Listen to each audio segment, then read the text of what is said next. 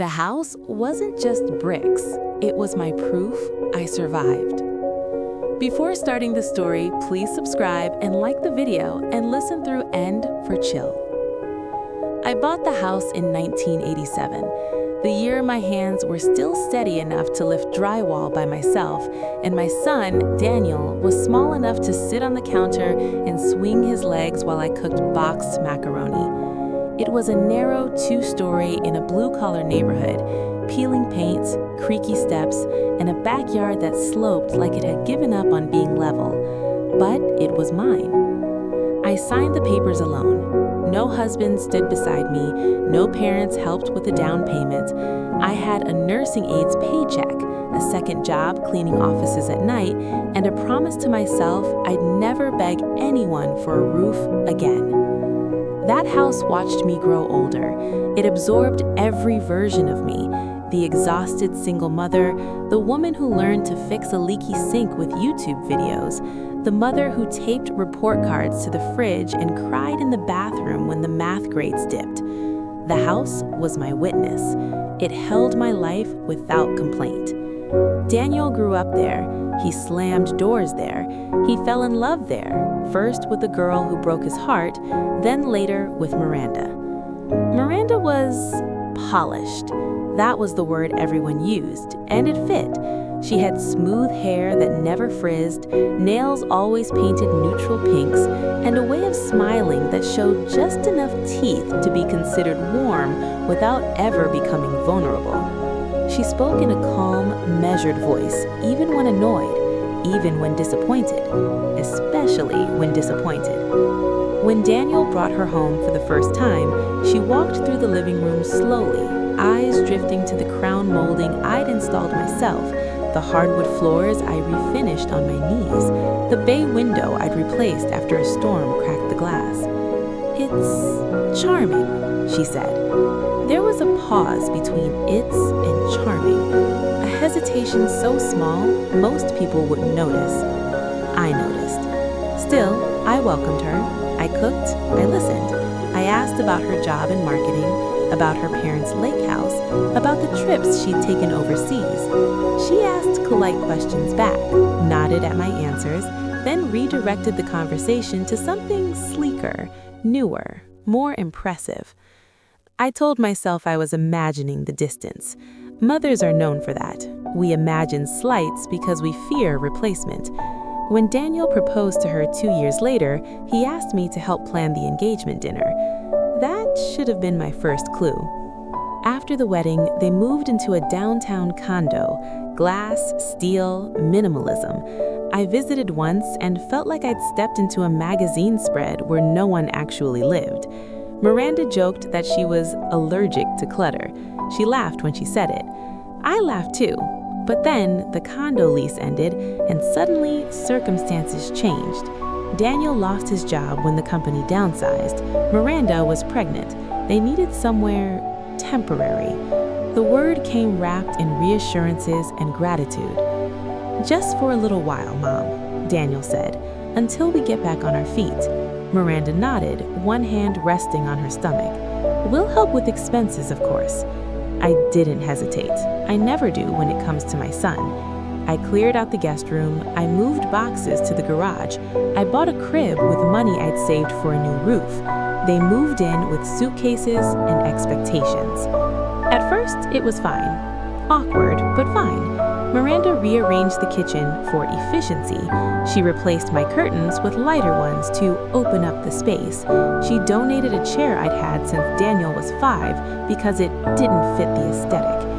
I told myself it was temporary. Then the comments started. "You know, property values around here have really gone up. This house could be worth a lot with the right upgrades. Have you ever thought about downsizing?" She said these things casually, like she was talking about the weather. One evening after dinner, she brought me a cup of tea and sat across from me at the table. "I've been thinking about the future," she said gently. "With the baby coming, it might make sense for us to streamline things." I waited. She smiled. "Maybe put the house in Daniel's name. It would make everything simpler." Simpler for whom? I didn't answer right away. My hands trembled slightly, so I wrapped them around the mug. "This house is already simple," I said. "It's mine." Her smile tightened for a second. "Of course," she said. "I just meant for estate planning. You know, if anything were to happen." If anything were to happen. I felt something cold slide down my spine. Weeks passed. Daniel found another job. The baby arrived. A perfect, loud, beautiful little girl. I fell in love instantly. Miranda softened around the edges, or at least pretended to. Then the papers arrived. A thick envelope, addressed to me, stamped with a law firm's logo. I opened it standing at the kitchen counter. It was a proposal, a legal document suggesting a transfer of ownership into a family trust, one that would list Daniel and Miranda as beneficiaries and managers. I would retain residency rights. Residency rights, like a guest in my own home. I sat down hard. That night, I confronted Daniel. He looked exhausted, older than I remembered. "Mom, it's not what you think," he said. "Miranda just wants security for the baby." "And where do I fit in?" I asked. He hesitated. That hesitation hurt more than the papers. I refused to sign. Miranda stopped speaking to me after that. Not openly, not dramatically. She simply erased me. She'd talk over me, around me, through me. She'd make plans without telling me. She'd introduce me to her friends as Daniel's mom, who still lives with us. Still. The house felt smaller every day. Then came the ultimatum. They sat me down one afternoon, Miranda's voice calm, Daniel's eyes on the floor. "If you're unwilling to cooperate, we may need to explore other options." "What options?" I asked. She slid another paper across the table. A notice, formal, legal language wrapped around a threat. They were claiming I'd verbally agreed to transfer the house, that my refusal now constituted bad faith, that I could contest ownership based on family contribution. I laughed, not because it was funny, because it was unbelievable. I went to my room and closed the door. My hands shook so badly I had to sit on the bed. I'd spent decades surviving quietly, enduring, letting things slide for the sake of peace.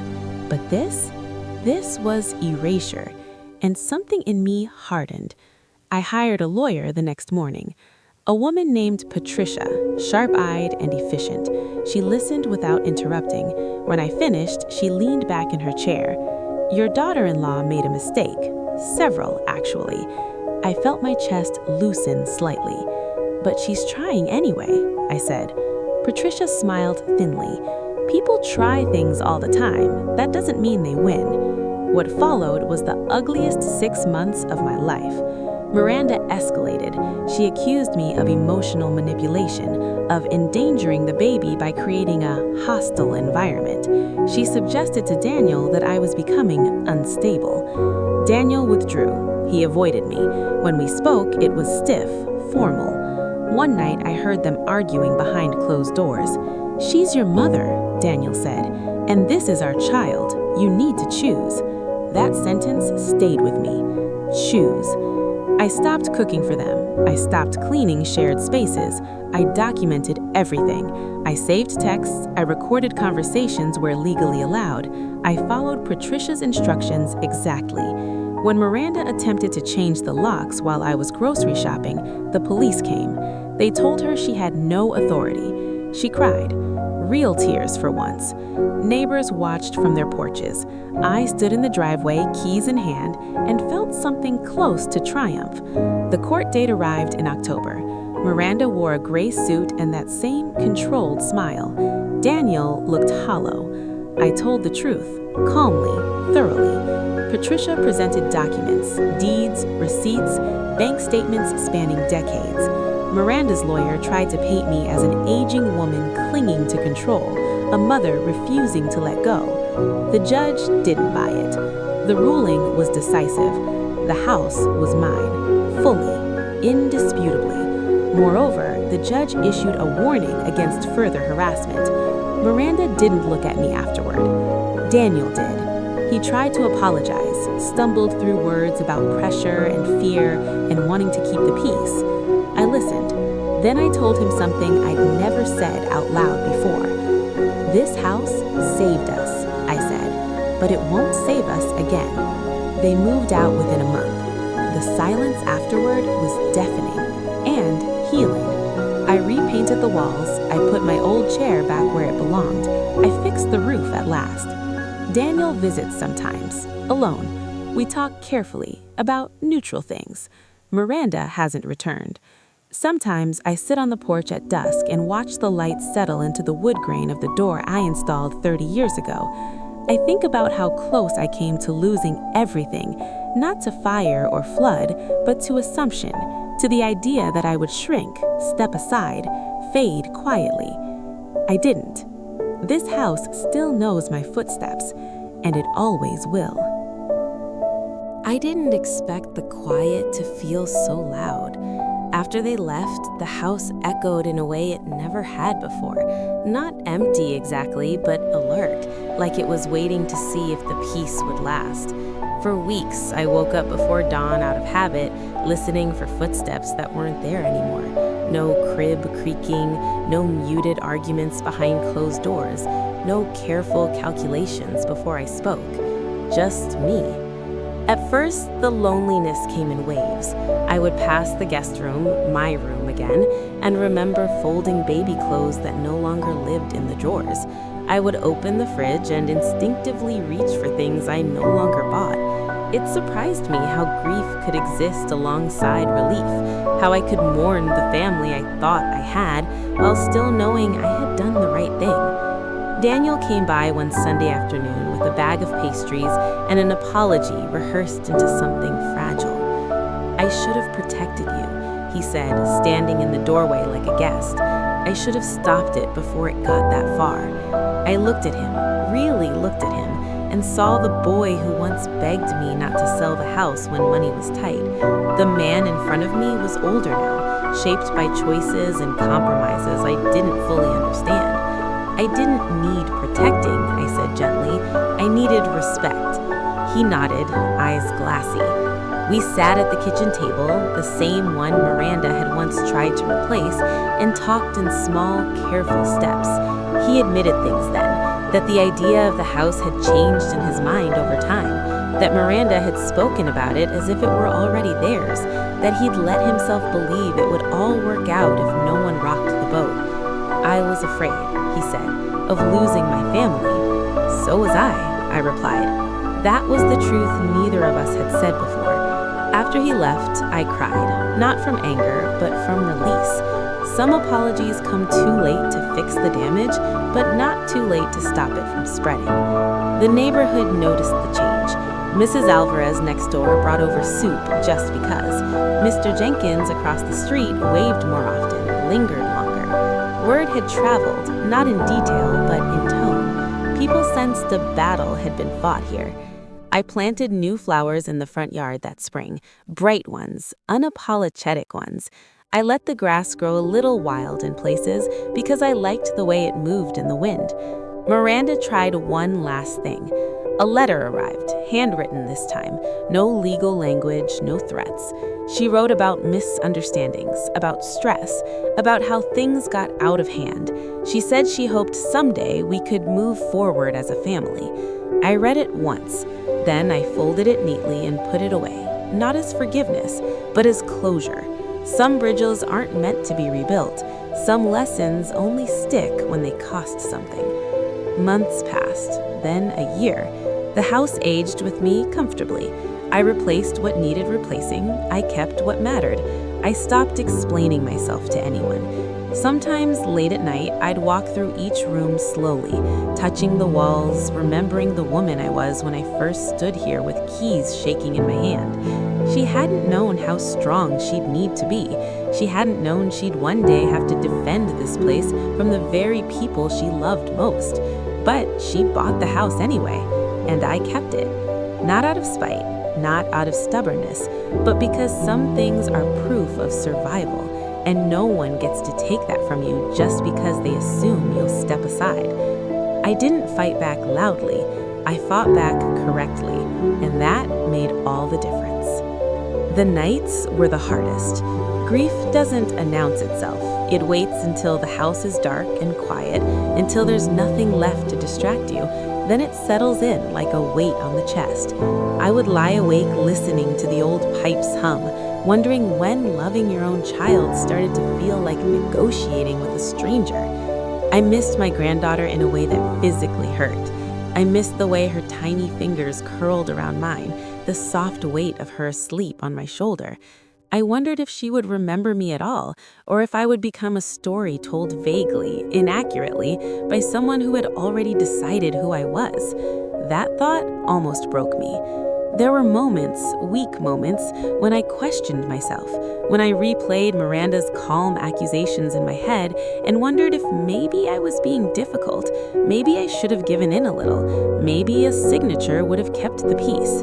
But then I'd walk into the living room and see the patch of wall where Daniel had once measured his height with pencil marks. I'd open the hall closet and find the dent in the door from the night he slammed it during his teenage rebellion. I'd remember the winter the heat went out and we slept in coats, laughing to stay warm. Peace bought with erasure isn't peace at all.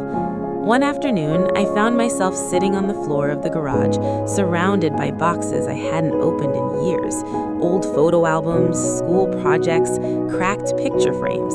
I pulled one album into my lap and flipped through it slowly. There I was, young, exhausted, smiling anyway. Daniel in mismatched clothes, birthday cakes I couldn't afford but made from scratch, holidays where the gifts were small but the love was enormous. I cried then, not neatly, not quietly.